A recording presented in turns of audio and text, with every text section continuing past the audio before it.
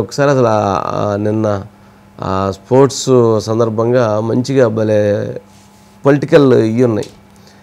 అంటే జీవి ఆంజనేయులు గారు చేసింది కానీ, రఘురామకృష్ణరాజు గారు ఎన్టీఆర్ గారి డైలాగ్ కానీ, అట్లాగే బాలచంద్రుడి గురించి కందులు దుర్గేష్ గారు చెప్పినటువంటి అంశం చాలా బాగా తక్కువ టైంలో కూడా చాలా బాగా పెర్ఫార్మెన్స్. ఈ సెషన్స్ అంటే మనం దాదాపుగా 2004 నుంచి అసెంబ్లీ సెషన్స్ నేను చూస్తూ ఉన్నా. 2004 నుంచి అంటే 20 సంవత్సరాలు.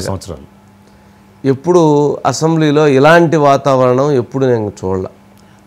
ఏదో చిన్న ఏదో డిన్నర్స్ లంచ్ అట్లా జరిగింది కానీ 20 సంవత్సరాల నా జర్నలిజం కెరియర్లో ఒక ఇంత పాజిటివ్ ఒక వైబ్రేషను, ఒక అసెంబ్లీ సెషన్స్ సందర్భంగా ఇంతమంది ఇలా చక్కగా ఎంజాయ్ చేస్తూ, ఇంతమంది చక్కగా ఇలా పార్టిసిపేట్ చేస్తూ ఒక ఆత్మీయ అనుబంధాన్ని పెంచుకునే విధంగా చేయటం, ఇంత నవ్వులు, ఇంత కేరింతలు, ఇంత చప్పట్లు, ఇంత మెమరీస్ ఉండే విధంగా నేను చూడాల.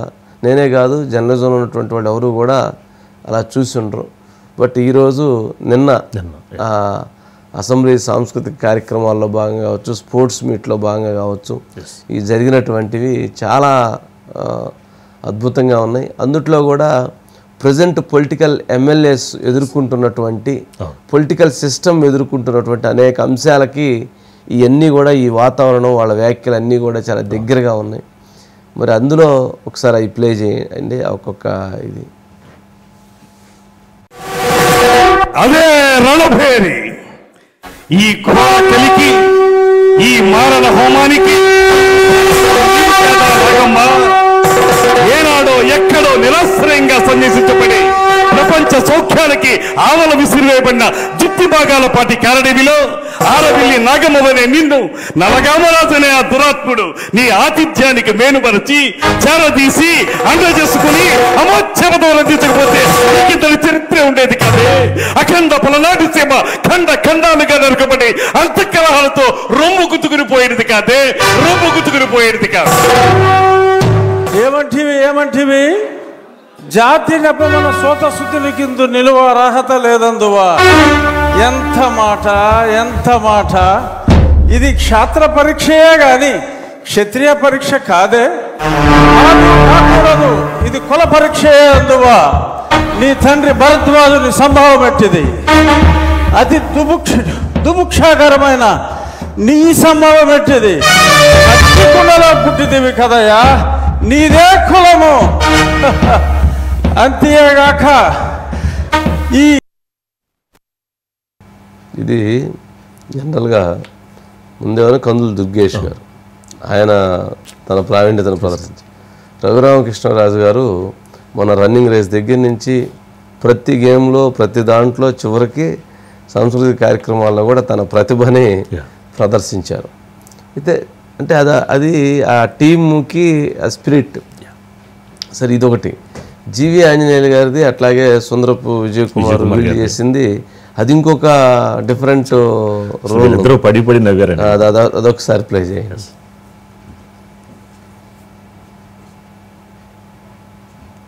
ఇది కాదు,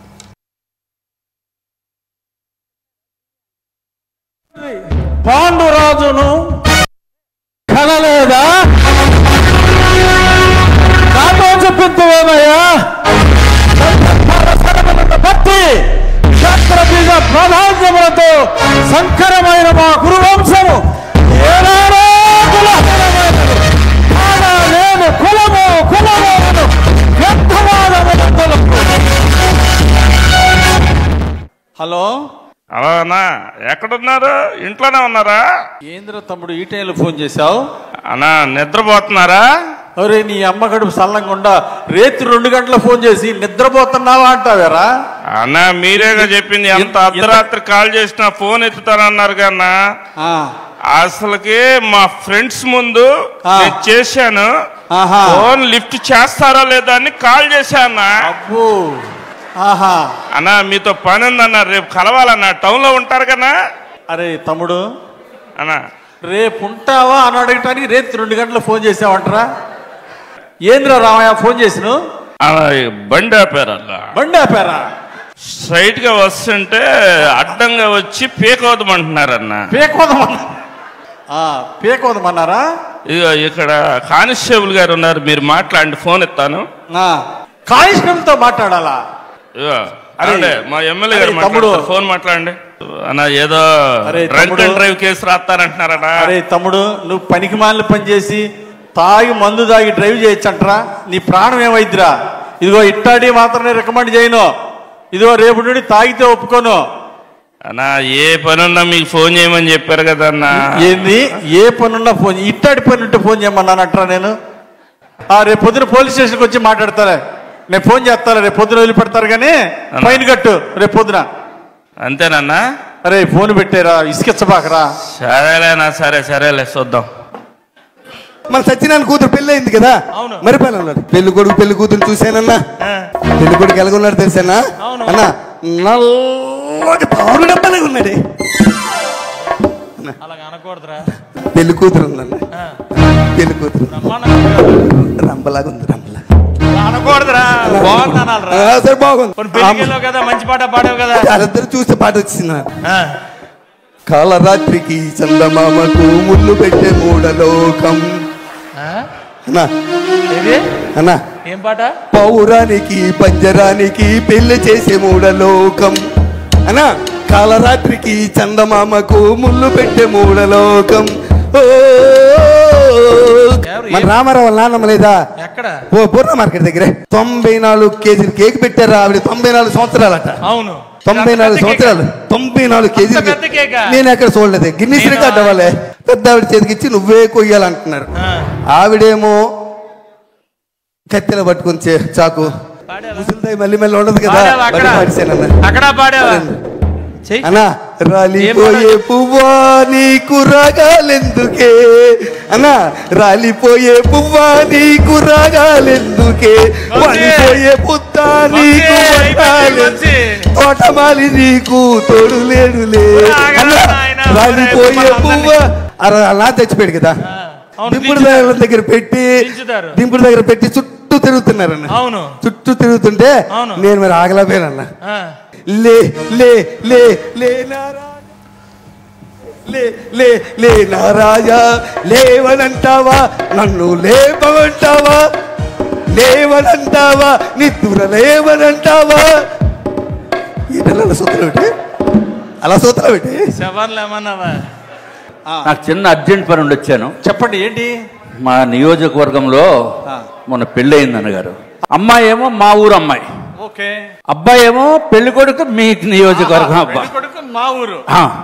సమస్య ఏంటంటే వాళ్ళిద్దరిని కలపండి అన్నగారు. ఏమైంది?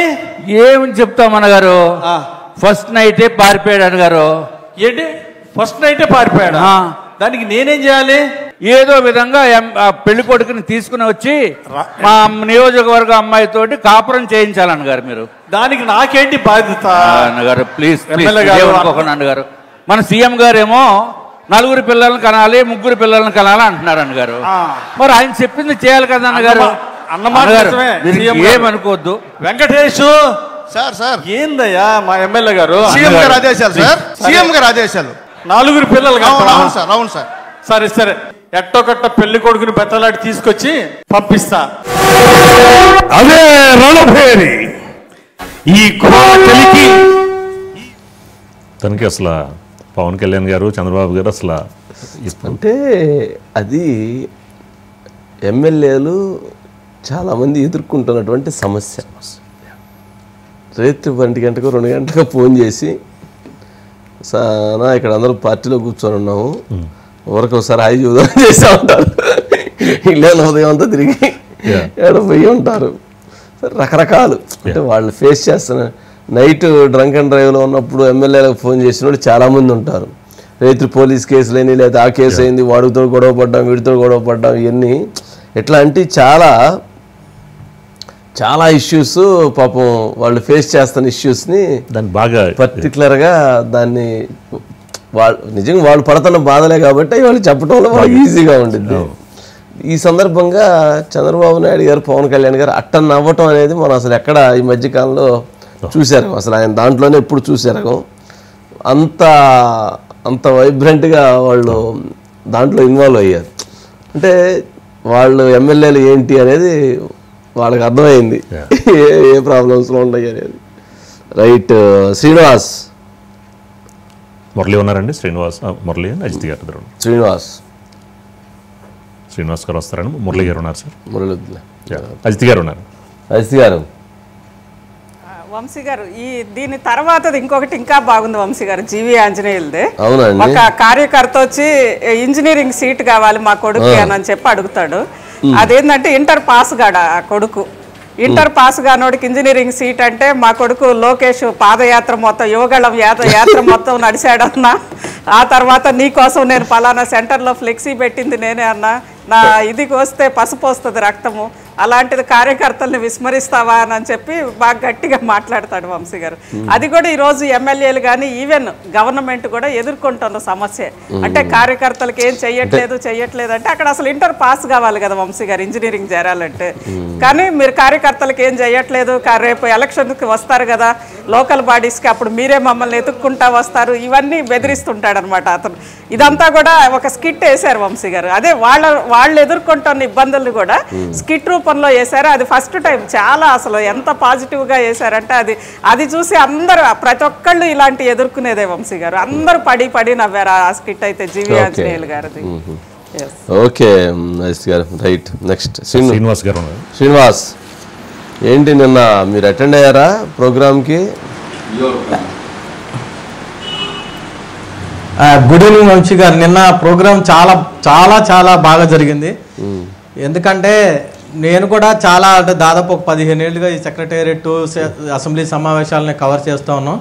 ఎప్పుడు కూడా ఇంత అసలు ఇట్లాంటి వాతావరణం ఏనాడు కూడా చూడలేదు. ఎందుకంటే రాష్ట్రంలో రాజకీయాల కలుషితమైనటువంటి పరిస్థితులు ఉన్నాయి. ఒక పార్టీ ఎమ్మెల్యే మరో పార్టీ వాళ్ళతో మాట్లాడలేని పరిస్థితి. కనీసం ఒక కుటుంబంలో ఏదైనా ఫంక్షన్ జరిగితే ఆ పార్టీ వాళ్ళ కుటుంబంలో ఫంక్షన్ జరిగితే ఈ పార్టీకి సంబంధించినటువంటి వాళ్ళు వెళ్ళలేనటువంటి పరిస్థితి ఉంది. నిజంగా కూడా వాస్తవ పరిస్థితి ప్రస్తుతం రాష్ట్రంలో ఉంది. కానీ నిన్న జరిగినటువంటి ఎమ్మెల్యేలకు సంబంధించినటువంటి దాంట్లో బడ్జెట్ సమావేశాలు తొలి రోజు నుంచి బడ్జెట్ సమావేశాలు ముగింపు వరకు 15 రోజులు జరిగినాయి.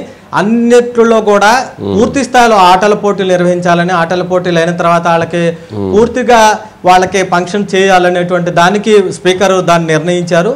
దానికి అనుగుణంగానే ఆ రకమైనటువంటి గేమ్స్ నిర్వహించడం జరిగింది. గేమ్స్లో కూడా నిజంగా చూస్తే మనకి ఎంత మంచి ప్లేయర్స్ ఉన్నారు. యాక్చువల్గా క్రికెట్ నాదెండ్ల మనోహర్ గారు ఇంత బాగా ఆడతారనేటువంటి దాన్ని ఈ వయసులో అంత బాగా ఆడతారని మేము కూడా ఊహించలేదు.